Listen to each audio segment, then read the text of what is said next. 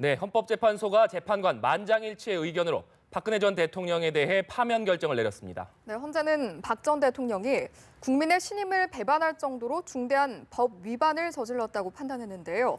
헌법재판소에 나가 있는 취재 기자 연결합니다. 오예진 기자. 네, 헌법재판소가 대통령 파면 결정을 내렸습니다. 탄핵 인용에 필요한 재판관 정족수는 6명인데요. 이를 넘겨 8명의 재판관 전원이 만장일치의 의견으로 찬성표를 던졌습니다. 오늘 탄핵 심판 선고는 오전 11시 이정미 권한대행이 결정문 요약본을 읽고 주문을 낭독하는 순으로 진행이 됐습니다. 재판부는 대통령의 위헌 위법 행위는 국민 신임을 배반한 것으로 헌법 수호 관점에서 용납될 수 없다고 판단했습니다. 이권한 대행은 선고에 앞서 이번 선고가 더 이상의 국론 분열과 혼란을 종식하고 화합과 치유의 길로 나아가는 밑거름이 되기를 바란다고 강조하기도 했습니다. 오늘 헌재 선고는 탄핵안이 국회에서 통과된 이후 92일 만에 내려진 건데요. 헌재의 주문은 법정에서 읽는 즉시 효력이 생깁니다.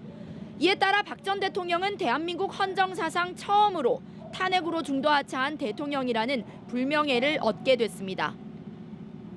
네, 이번 탄핵안에 여러 가지 쟁점이 있었는데 재판관들이 가장 눈여겨본 것 무엇이었습니까? 우선 탄핵 소추 사유 중에 헌법과 법률을 중대하게 위반했다고 본 사유가 하나라도 인정되면 파면됩니다. 헌재는 박 전 대통령이 비선 실세 최순실 씨의 국정 개입을 허용하는 등 직권을 남용한 부분에 방점을 뒀습니다. 최 씨의 이권을 위해 인사권 등을 남용했고 미르와 K스포츠재단의 실질적인 운영과 의사결정에도 최 씨와 관여했다고 판단했습니다. 정호성 전 비서관이 각종 공무상 비밀을 담고 있는 청와대 문건을 최순실 씨에게 전달한 점도 인정됐습니다. 재판부는 대통령의 이 같은 행위가 헌법과 국가공무원법, 공직자윤리법 등을 위배했다고 봤습니다.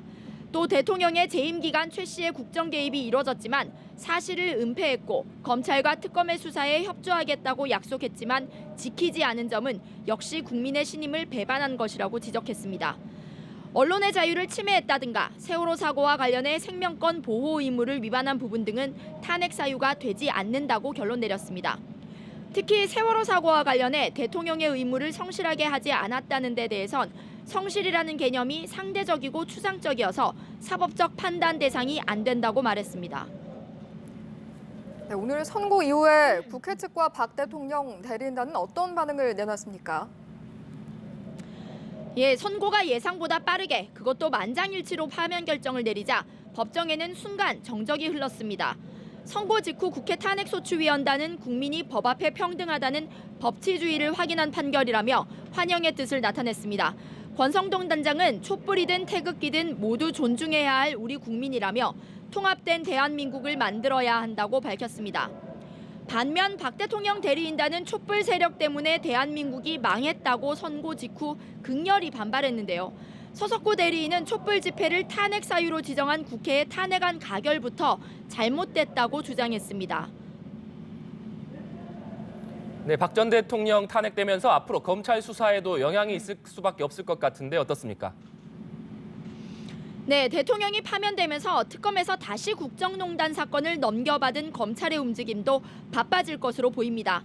검찰은 탄핵 정국에 관계없이 법과 원칙에 따라 수사하겠다는 원론적인 입장을 강조한 바 있지만 뇌물수수 등의 피의자 신분인 대통령을 조사해야 하는 부담감이 없진 않았을 것입니다.